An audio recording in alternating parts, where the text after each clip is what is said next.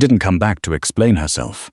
She came to return a hard drive and disappear before he noticed the rest. The Zell Tower was 43 floors of glass and cold light in the middle of Chicago's Gold Coast, and Laine had been standing on the sidewalk outside it for 6 minutes, watching her breath turn to vapor in the January dark. The lift driver had asked her twice if she was sure about the address. She'd said yes both times. She hadn't told him who lived on the 41st floor. Her coat wouldn't close anymore. It hadn't closed in 2 months, and she'd been safety pinning the panels together across her stomach because she couldn't afford a new one. The pins were holding, barely. The drive was in her inside breast pocket, pressing against her ribs, small and warm from her body heat. 14 months of his financial records, the files that had made her run in the first place. She pressed a hand to the underside of her belly and told herself to move. The lobby doorman was new, young, too careful with his posture, the kind of careful that meant he'd been trained recently and was still thinking about it. He stepped forward when she pushed through the revolving door, one hand rising. "Building's private access only, ma'am. Tell him Laine Hollis is in the lobby." She kept her voice flat. She'd learned a long time ago that exhaustion, delivered correctly, could pass for authority. "He'll know the name." The doorman's eyes dropped to her stomach before he could stop himself. Something shifted in his posture, not softening exactly, but recalibrating. He pressed 2 fingers to his earpiece and turned away.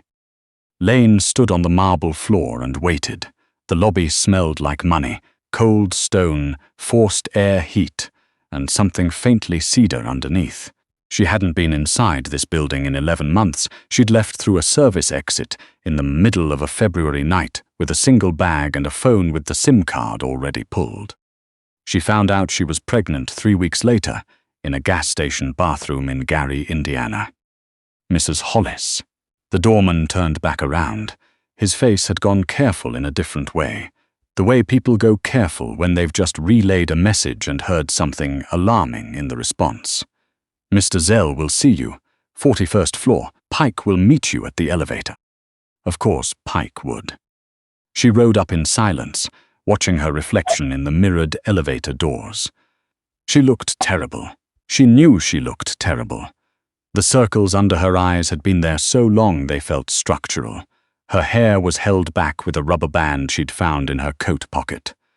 The safety pins across her stomach were visible if you knew to look. The doors opened, and Pike was standing there. He was the same as she remembered, broad, still, the kind of still that meant he was always calculating the distance to the nearest exit. He took one look at her and went completely motionless. "Laine," he said, not an intake of breath. "Pike." She stepped out of the elevator. The 41st floor was a private landing. Grey oak floors, minimal furniture, 2 doors and 2 men in dark suits standing against the far wall who had both stopped moving the moment she appeared. "I'm not here to cause problems. I have something that belongs to Zell. I'm returning it, then I'm leaving." Pike's eyes had not moved from her stomach. "I need you to stop staring," she said, "and open that door." He opened the door. The office was the same, too. Floor-to-ceiling glass on 3 sides, the city spread out below like a circuit board, every light a transaction. A single desk, dark walnut, clear of clutter except for a laptop and a glass of water. Zell sat behind it. She had worked for this man for 2 years. She had managed 4 sets of parallel accounts, 2 legitimate, 2 that would have interested federal prosecutor considerably, and she had been good at it. Good enough that he'd trusted her with access to the real books, the ones that tracked where money moved before it became money that could be explained. She had found the discrepancy by accident. She had run on purpose. Zell looked up from his laptop when the door opened. He was 41, maybe 42 now. She had never known his exact age. His hair had gone grey at the temples since she'd last seen him, or maybe it had always been there and she hadn't been looking. The scar along his left jawline was the same, a pale ridge that disappeared under his collar. He wore a white dress shirt, sleeves rolled to his elbows, and the reading glasses he'd always refused to acknowledge he needed. He looked at her face first, Then his gaze moved down. The glasses came off. He set them on the desk very slowly, the way a man sets something down when his hands are starting to shake, and he doesn't want anyone to see it. The laptop screen was still open beside him. Neither of them looked at it. Laine. His voice was a low register, she remembered, not warm exactly. More like the sound a room makes when all the air has been removed. "I'm not staying," she said. She reached into her coat and pulled out the drive. It was a standard thumb drive, matte black, nothing written on it. She set it on the edge of his desk. 14 months of records, the files I copied the night I left. I'm giving them back because I don't want them. I never wanted them. I just needed time to figure out what I was looking at. Zell hadn't moved. He was still looking at her stomach. "Laine.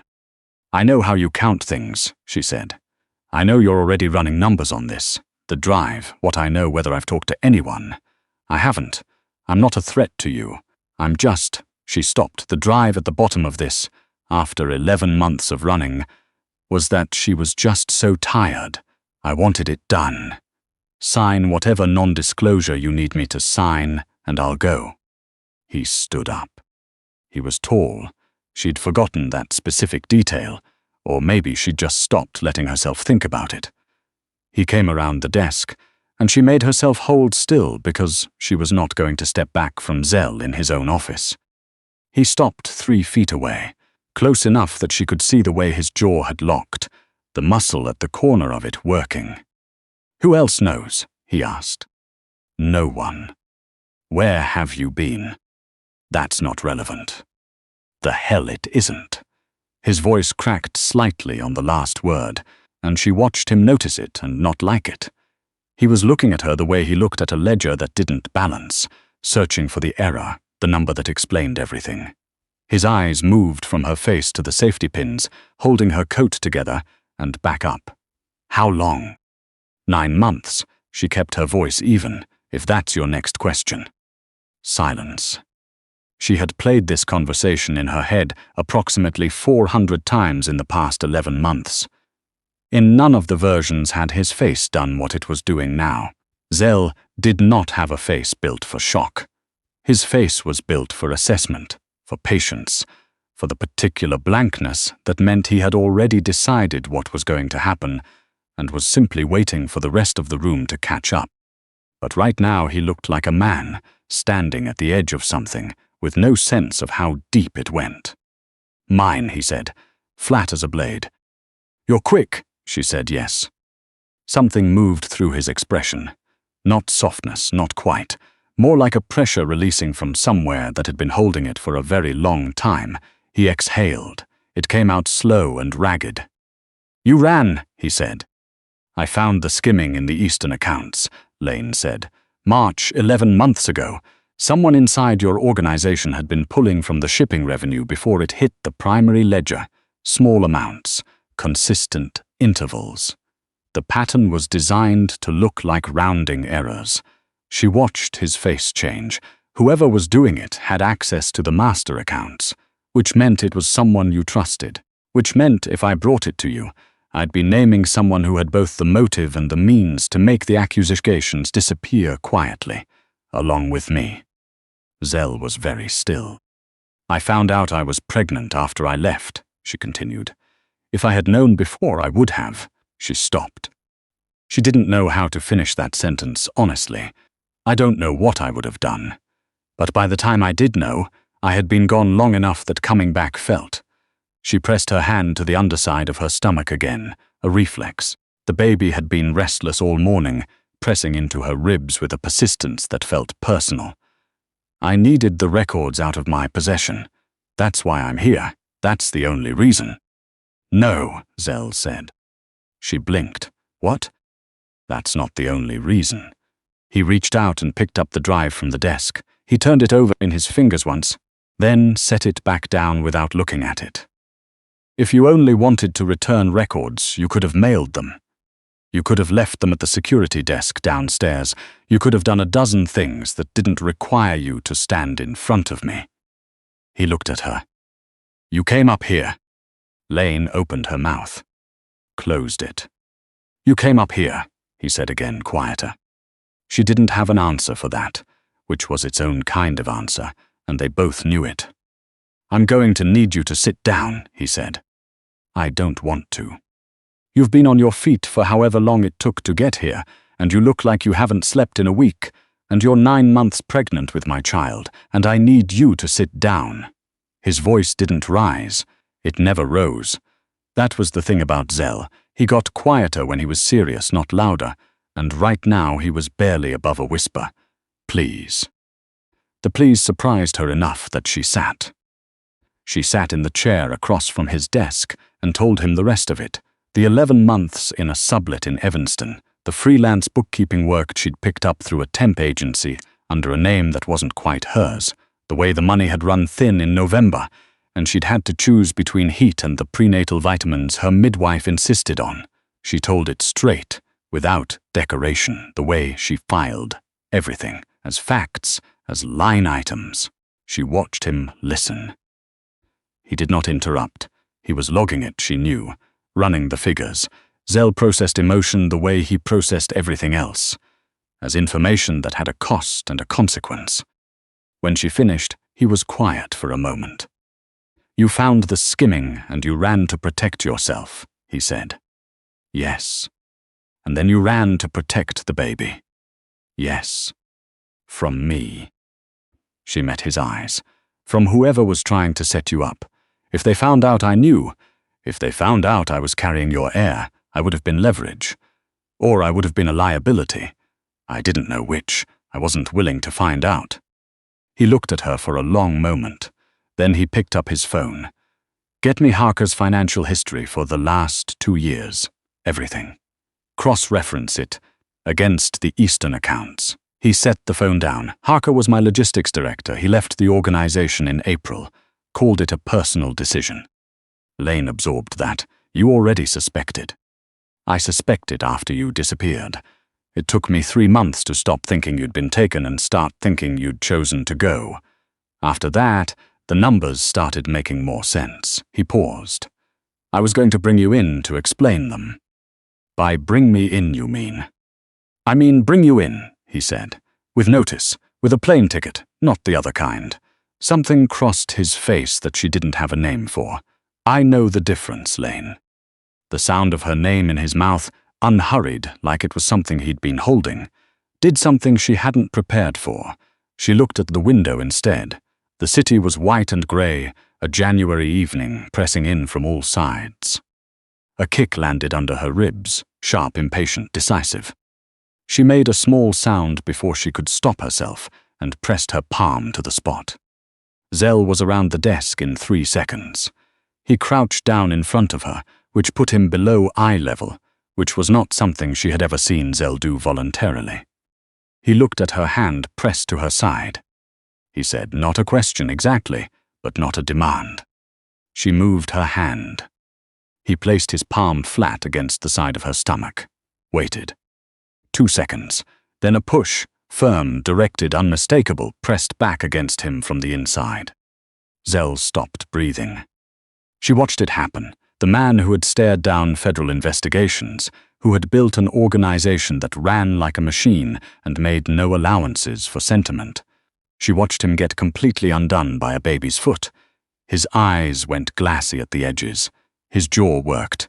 He pressed his hand a fraction firmer against her side, and the baby pushed back again, as if making introductions. I've been gone 11 months, Laine said quietly. I know, his voice was raw. You couldn't have known about the baby. I know that too. He didn't take his hand away. I'm still angry about the 11 months. I know. I'm going to have to do something about that eventually. I know. Not tonight, he said. Tonight you're going to let Mrs. Fenn show you to the guest room, and you're going to eat something, and tomorrow we're going to have a conversation about what happens next. He looked up at her. His face was very close. Not a negotiation, a conversation. Those are different things. You have a tell, Laine said. When you're trying to make something sound less like an ultimatum than it is, you slow down on the last sentence. A pause, something that was almost, not quite, but almost. A smile touched the corner of his mouth, Then I'll work on that. She was in the guest room, still in her coat, because getting out of the coat required more energy than she currently had, when Pike knocked and entered without waiting. "We have a problem," he said. He crossed the room and held out his phone. On the screen was a photograph, Laine, taken from below, shot through a long lens from somewhere across the street. She was standing outside the building, looking up, her coat, her stomach. The timestamp read 2 hours ago. Sent from an untraceable number to 3 members of Zell's senior staff. Below the photograph, in the message body, 4 words, "Whose baby is that?" The cold came back. It settled into her chest like it had never left. She was in Zell's office 30 seconds later. He was already on the phone. He ended the call when she came in and looked at her face, then at the phone she held out. He took it. He looked at the image. The stillness that moved through him was different from his usual stillness. It was the kind that came before something. "It's Harker," Laine said. "He knew I had access to the records. If he found out I was back, if he found out about the baby, he'd use it." "He's using it now," Zell said. His voice was entirely without inflection. He was already working through it, turning the problem over. "He's trying to make the staff question my control, show vulnerability, show something I'm protecting." He set the phone face down on the desk. "Pike, get the cars ready. I want Harker's location within the hour." Zell Laine stepped forward. "You can't leave." "I'm not asking you. You don't know if this is a diversion."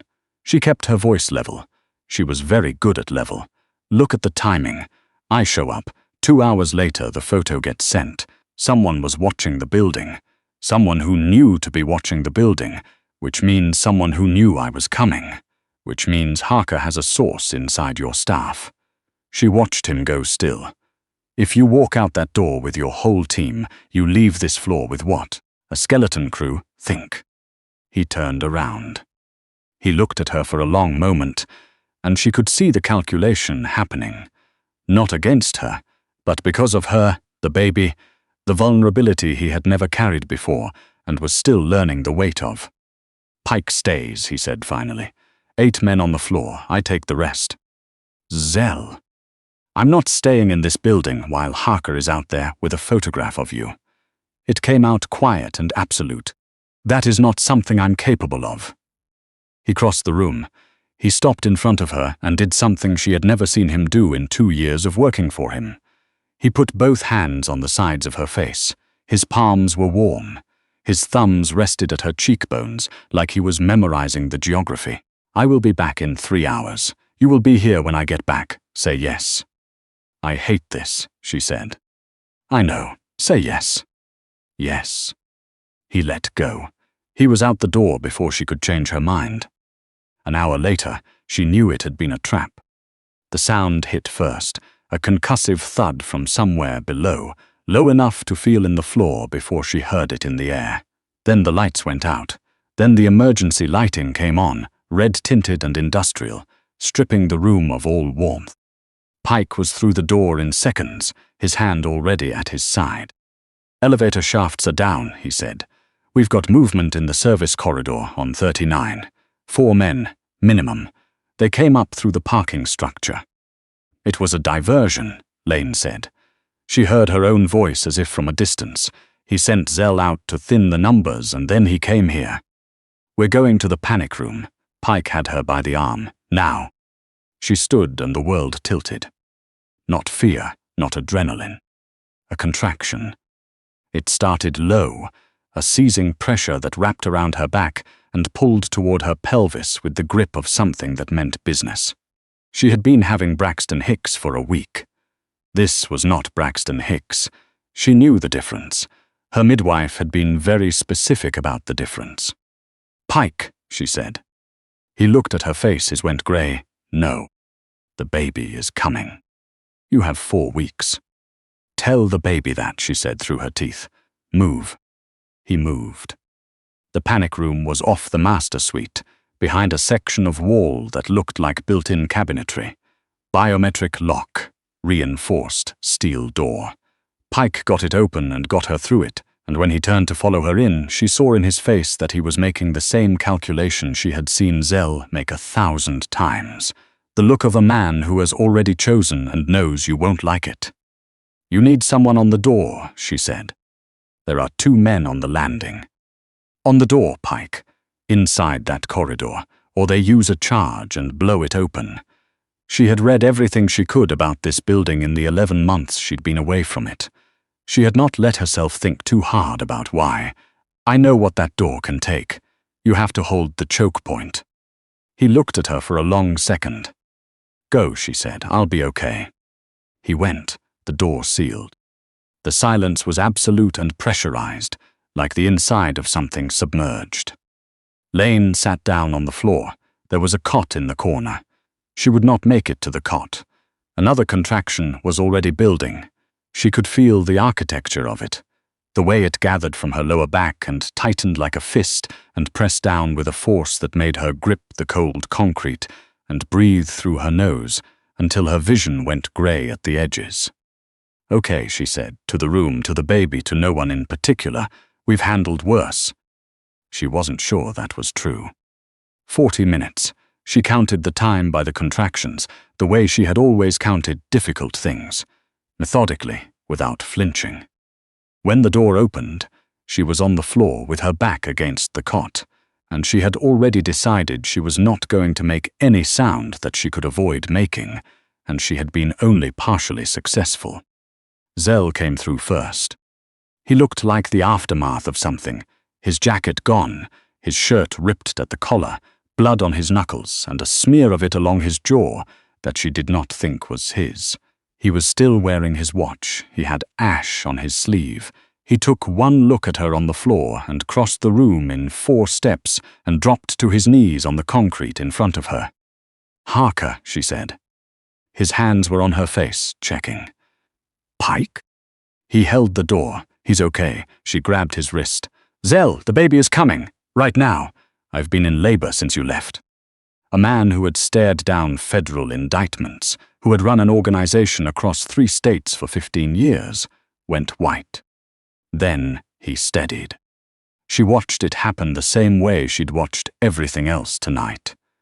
Zell processing the information, calculating the available resources, arriving at the only workable solution, and committing to it without the luxury of hesitation. He helped her onto the cot. He stripped off what was left of his ruined shirt. He went through the emergency supply crate with the focused efficiency of a man reading a balance sheet, pulling out what was useful and setting aside what wasn't. "Armin is 20 minutes out," he said, returning to her. "He'll have what he needs." 20 minutes is a long time, Laine said. "I know." He positioned himself at the end of the cot and looked at her, the blood on his hands, the ash on his sleeve. The city 41 floors below them, still burning through whatever he'd started to keep her safe. "I'm going to tell you something." "Zell." "I'm going to be here," he said. "Every second. You're not doing this alone." His voice had dropped to something she had never heard from him in 2 years of working side by side. It was steady and unhurried and entirely without calculation. "Look at me." She looked at him. "Push," he said. She pushed. It was the hardest thing she had ever done. Not because she wasn't strong enough. She had been outrunning her own exhaustion for 11 months and had not collapsed once, but because this kind of strength came from somewhere she hadn't known she'd been saving. She pushed until the room went white, and the sound that came out of her was something she didn't recognize as herself, and her hands crushed the metal frame of the cot, and Zell's voice was the only fixed point in the room, steady and close, saying there, "Right there, I have you, one more." A sound. Small, furious, alive. She fell back against the mattress, her lungs emptied completely, and then refilled with something she didn't have a name for. Zell was holding the baby. He had wrapped it in the thermal blanket from the emergency crate, and it was still crying, loudly, insistently, with the complete conviction of someone who had objections and intended to be heard about them. He looked down at it. The man with the clean accounts and the ledger that tracked every debt ever owed to him The man she had run from, and run back to without meaning to. He looked down at the baby in his blood-stained hands, and whatever lived on his face in that moment was not something she had a word for. "A boy," he said. His voice was barely a sound. "Laine, it's a boy." He brought the baby to her. He laid him against her chest, and the crying quieted slightly, as if the baby had been waiting for exactly this specific place in the world. Laine pressed her lips to the dark hair on his head and felt something inside her chest, something she had been keeping compressed for 11 months, because compression was how you survived. Finally let go. Zell sat at the edge of the cot. He leaned forward and rested his forehead against her temple, his hand covering the baby's small back. 3 of them in the sealed room, in the quiet after the violence, breathing the same air. "I need you to know something," Laine said. Her voice was unsteady in a way she had not allowed herself in a very long time. "Tell me." "I didn't come back just for the drive." She felt him go still. "I know I said that. I was wrong." Zell lifted his head and looked at her. "I ran because I was scared," she said. "I stayed away because I was more scared, and I came back because I was." She stopped. Tried again. "I was tired of being the only one carrying all of it." She looked down at the baby. He was going to need a father who knew he existed. Zell was quiet for a moment. When he spoke, his voice was rough and unhurried. "I'm going to do this differently than you've seen it done," he said. "I'm not going to pretend the world I run is something it isn't, but I'm done calculating everything in terms of what it costs me." He met her eyes. "That's not a promise I make lightly." She knew that. She knew exactly what it cost him, because she had read every ledger he'd ever kept, and she understood what it meant when Zell considered a debt settled. "I know," she said. Outside, she could already hear the elevator cables engaging. Armin arriving, probably, with his bag and his professional alarm barely concealed under professional composure. There would be explanations, there would be security footage to review, staff to question, a dozen slow, careful reckonings with what tonight had broken open and what it had made room for. Tomorrow there would be all of that. Tonight, Laine held her son in the reinforced dark of a room built for worst-case scenarios, and listened to Zell's breathing slow beside her, and understood. Not with her heart, which she had always been suspicious of, but with the part of her brain that was very good at recognizing when the numbers finally balanced, that she had not come back to return something. She had come back because this was where the account closed.